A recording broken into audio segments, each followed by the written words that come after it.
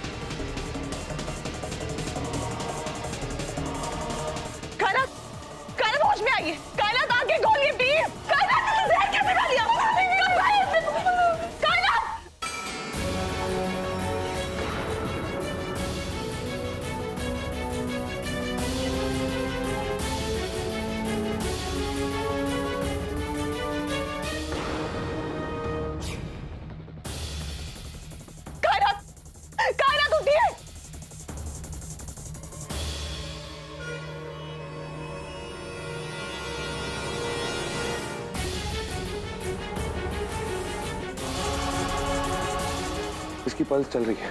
मैं 1 मिनट में। कायनात उठो, कायनात प्लीज आंखें खोलो, होश में आओ। कायनात प्लीज उठो, उठो कायनात, उठो। मायरा, इसे जल्दी मिलाओ, सारा जहर बाहर आ जाएगा। उठो कायनात।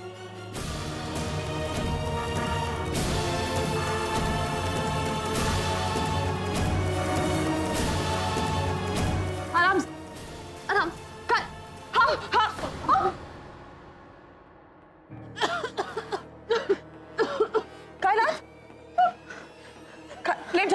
लेट जाओ।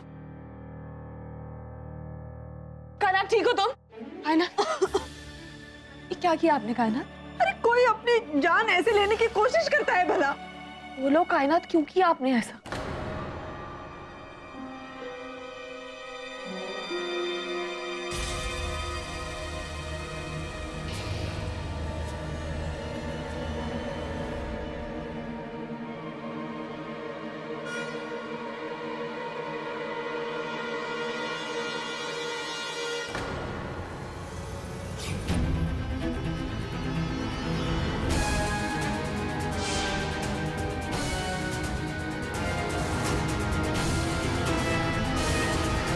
भाभी, जिसकी दुनिया लुट जाए उसको सिर्फ मौत गले लगाती है। क्या लिखा है उसमें? पढ़ तो जरा। कायनात प्रेग्नेंट।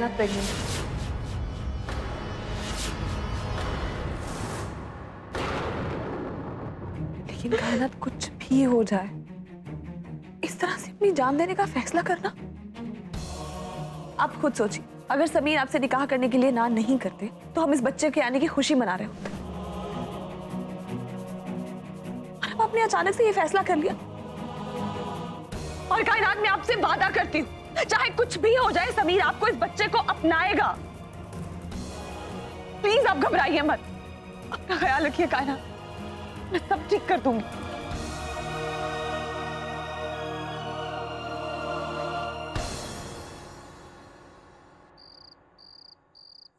आज बरसों बाद हमें ऐसा लग रहा है जैसे हमारी तराना वापस आ गई है। हमारी तो जैसे किस्मत ही खुल गई है। किस्मत तो मेरी खुली है। अब मैं एहसान की जायदाद की आधी मालकिन हूँ। इतनी जल्दी ये घर तुम्हारा नहीं होगा।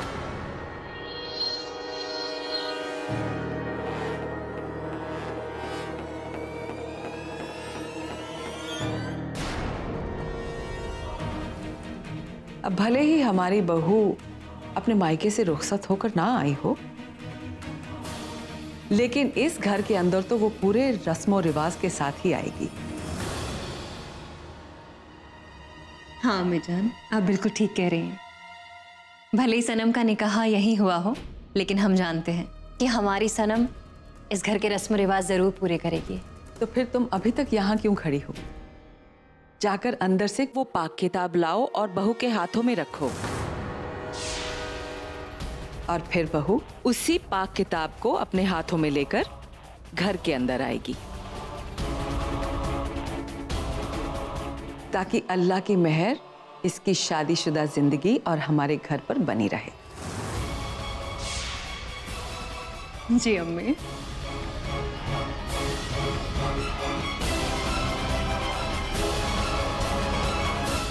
मुझे कुछ करना होगा। क्या करूं? शैतान चाहे कितना भी ताकतवर क्यों ना हो, उस खुदा के आगे उसकी एक नहीं चलती। अब तुम क्या करोगी सनम? तुमने जो कुछ कायनात के साथ किया है ना, उसके लिए दुनिया की बड़ी से बड़ी सजा भी कम है। ये जानने के बावजूद कि तुम्हारी वजह से कायनात ने अपनी जान देने की कोशिश की, तुम पे कोई असर नहीं हुआ, कोई फर्क नहीं पड़ता तुम्हें? कोई फर्क नहीं पड़ता मुझे। कायनात जिए या मरे ये मेरी जिम्मेदारी नहीं है। तो किसकी जिम्मेदारी है? हाँ, क्या था वो मोहब्बत का नाटक, वो निकाह के वादे, वो सब क्या था? प्लीज ये मॉरल्स और एथिक्स की क्लास फिर से शुरू मत करिए। तुम जैसे लोगों को मॉरल्स और एथिक्स सिखाने का मुझे कोई शौक भी नहीं है, ना ही कोई फायदा। खोलो अपनी जुबान और मुझे बताओ कि तुम्हें कितने पैसे चाहिए कायनात और अपने बच्चे को एक्सेप्ट करने के लिए। बोलो कितने पैसे चाहिए। लेकिन तुम्हें कायनात से आज के आज निकाह करना होगा, और कान खोल के सुन लो, ये बात कायनात को नहीं पता चलनी चाहिए कि तुम पैसों की वजह से उसके साथ निकाह कर रहे हो। अपना अकाउंट नंबर मुझे भेज देना और जितने पैसे चाहिए वो भी बोल देना। लेकिन निकाह तुम आज ही करोगे और इस सब के बारे में कायनात को नहीं बताओगे। अभी तो मेरी बहन के बदले की शुरुआत है।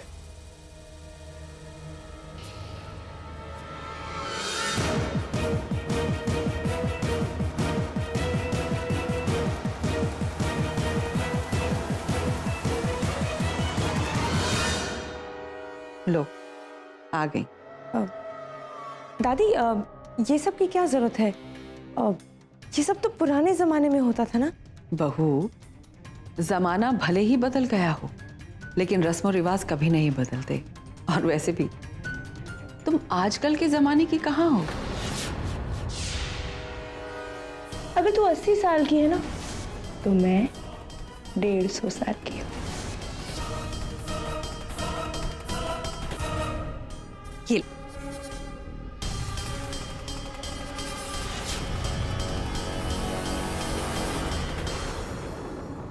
मुझे अपनी ताकत का इस्तेमाल करके ये सब रोकना ही होगा। जब जब तुम अपनी ताकतों का इस्तेमाल करोगी, 1 घंटे के लिए तुम अंधी हो जाओगी। मैं अपनी ताकतों का इस्तेमाल नहीं कर सकती। अगर मैंने ऐसा किया तो मैं 1 घंटे के लिए अंधी हो जाऊंगी। लेकिन फिर मैं क्या करूं? मैं ये भी तो नहीं होने दे सकती ना।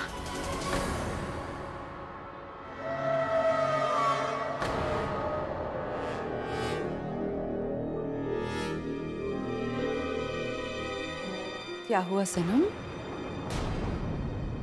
तुम ठीक तो हो ना? जी। तो ये पाक किताब अपने हाथों में लो।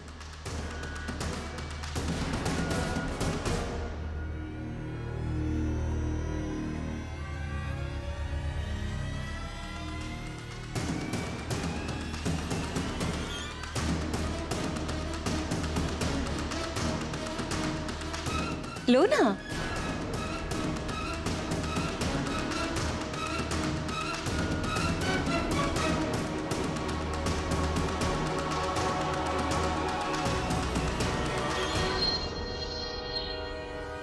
तुम्हारे पैरों के नीचे से जमीन तो खिसक गई। अब देखें तुम्हारा हाल कैसा है।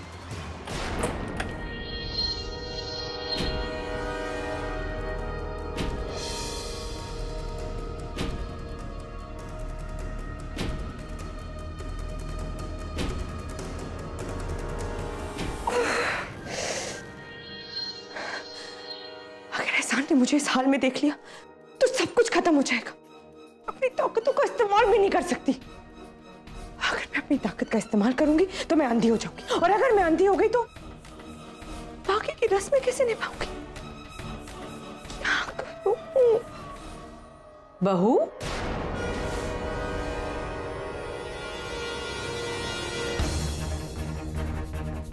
क्या हुआ? तुम ऐसे क्यों चल रही थी? तुम्हारे पैर में कुछ हुआ है? एहसान बेटे, बेटे बहू के पैर देखो, कहीं कुछ हुआ ना हो, कोई चोट ना लगी हो। सनम, आप ठीक तो है ना?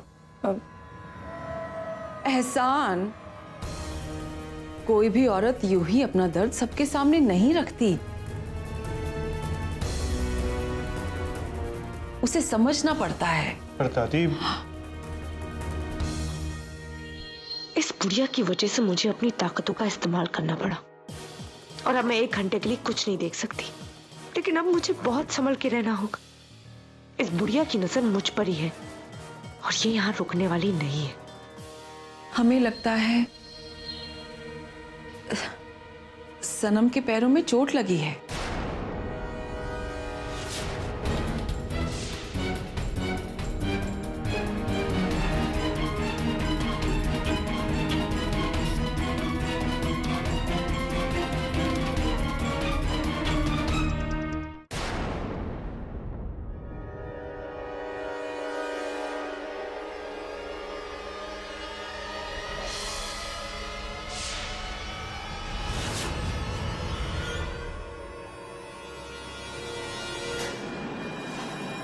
दादी, मुझे तो कोई चोट नजर नहीं आ रही।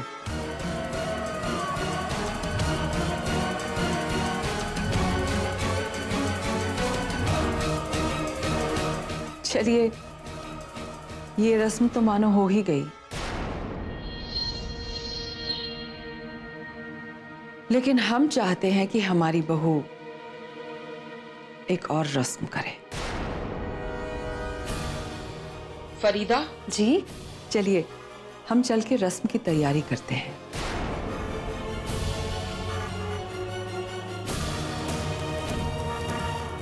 सनम, तुम रस्म से पहले थोड़ा आराम कर लो, मैं आता हूँ।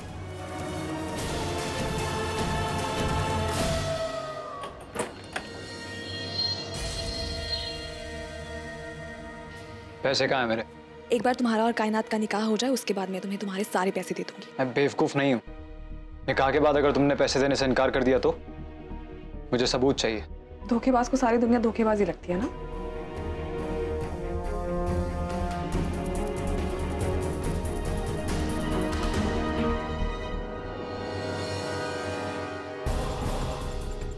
बैंक की सारी फॉर्मेलिटीज हो चुकी हैं। जैसे ही तुम दोनों का निकाह होगा पैसे अकाउंट में आ जाएंगे। कायनात कहाँ है? तुम्हें उससे मिलने की कोई जरूरत नहीं है।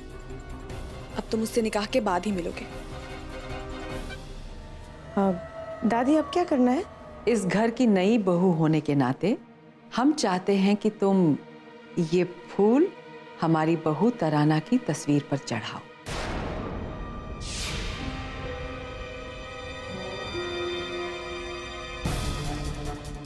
ये फूल हम खास तौर से दरगाह से तुम्हारे लिए लेकर आए हैं और दोहरे असर के लिए हमने इस टोकरी में मिर्च और लहसुन भी रखा है।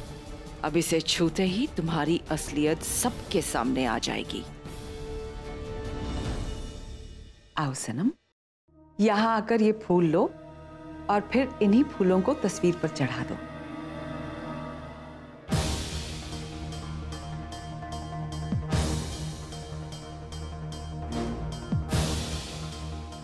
अब इस टोकरी में से फूल लो। टोकरी?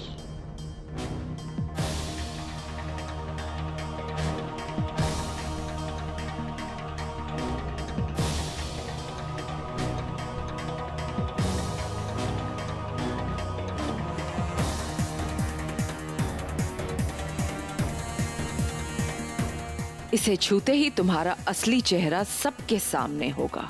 बस मेरा हाथ उस टोकरी में चला जाए।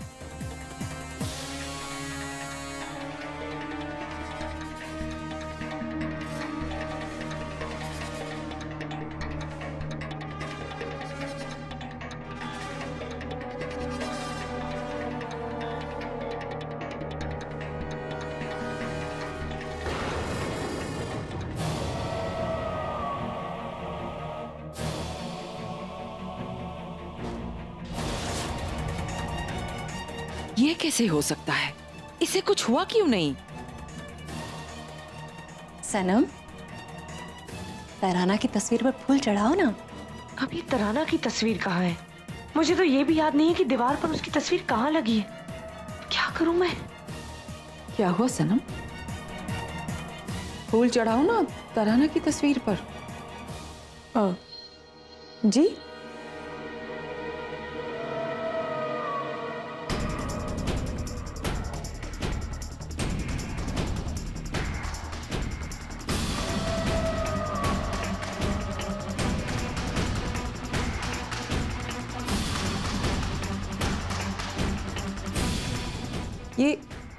तुम क्या कर रही हो?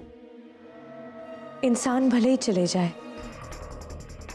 तो उसकी यादें इस घर के हर कोने में होती हैं, और तराना की यादें तो इस घर के जर्रे जर्रे में हैं।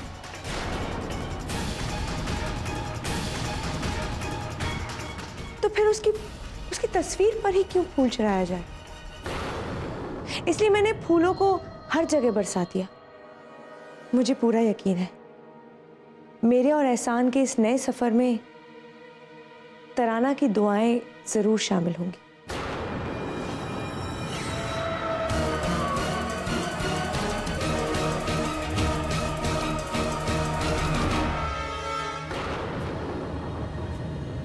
तराना जी, आपने मुझे इस घर में, इस घर के हर एक सदस्य के दिल में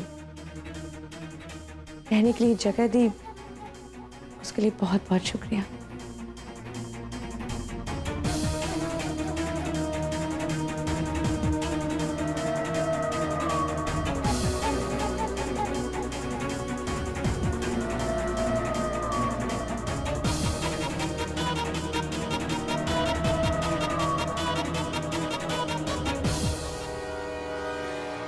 इसके ऊपर किसी भी चीज का असर कैसे नहीं हुआ?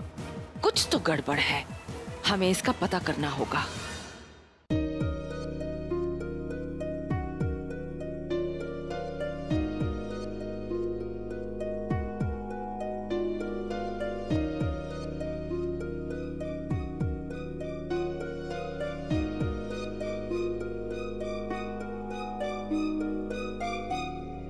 भाभी जान, भाभी मुझे डर लग रहा है। क्या समीर इस निकाह के लिए अपनी मर्जी से तैयार हुआ है? हाँ कायनात, घबराने की कोई जरूरत नहीं है। पहले वो डर गया था, लेकिन अब उसे अपनी जिम्मेदारी का एहसास हुआ है। तुम फिक्र मत करो, वो अपने कमरे में तैयार हो रहा है। निकाह का वक्त हो गया है, अब दूल्हे को बुलवाइए। लतीफ, समीर को ले आइए। जी अभी बुलाती हूँ।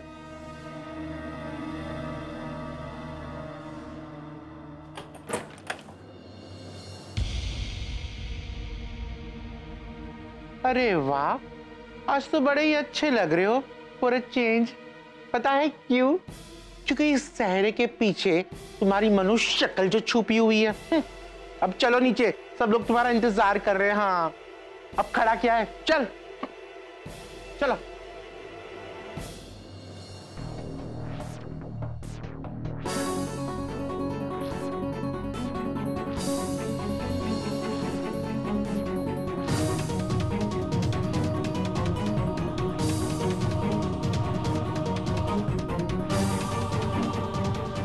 मैंने कहा था ना समीर आ जाएंगे।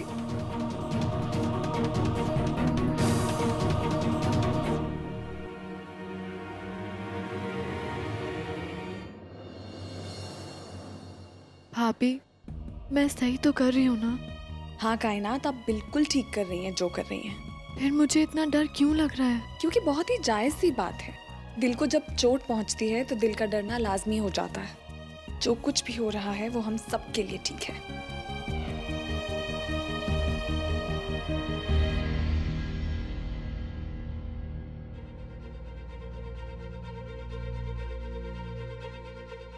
तुम यहाँ तक आ गए हो, मतलब तुम निकाह के लिए तैयार हो।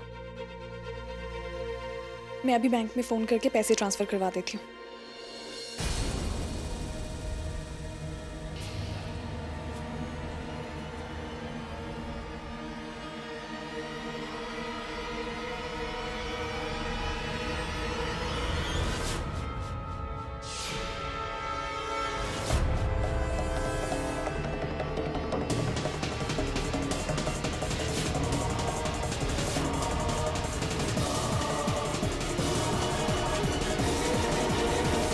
हाय अल्लाह, कहानी में ये हॉट स्मोकिंग मोड कहां से आ गया? अब हम क्या कर? समीर कहाँ है? वो जहां भी है महफूज है। महफूज है मतलब?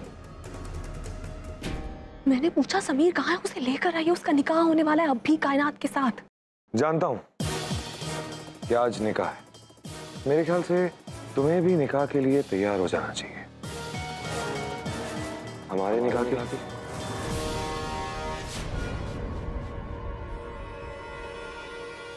जो मैंने तुम्हें चैलेंज किया था उसमें अभी 9 घंटे 15 मिनट बाकी हैं। मुझे क्या समझते अपने हाथों की कठपुतली जो आपके इशारों पे नाचूंगी मैं? आप मुझे कुछ भी करने के लिए फोर्स नहीं कर सकते। बताइए समीर कहाँ है? खाना लतीफ प्लीज जाइए, जल्दी जाइए समीर। क्यों बेकार में मेहनत कर रहे हो? समीर आप लोगों को नहीं मिलने वाला। क्यों नहीं मिलने वाला? क्या किया आपने समीर के साथ? खरीद लिया। जितने पैसों में तुमने समीर को खरीदा था ना, उसके 2 गुने पैसों में मैंने समीर को खरीद लिया। अब समीर वही करेगा जो मैं चाहूंगा। और अगर तुम चाहती हो कि समीर और कायनात का निकाह हो तो तुम मुझसे निकाह करने के लिए हाँ कह दो।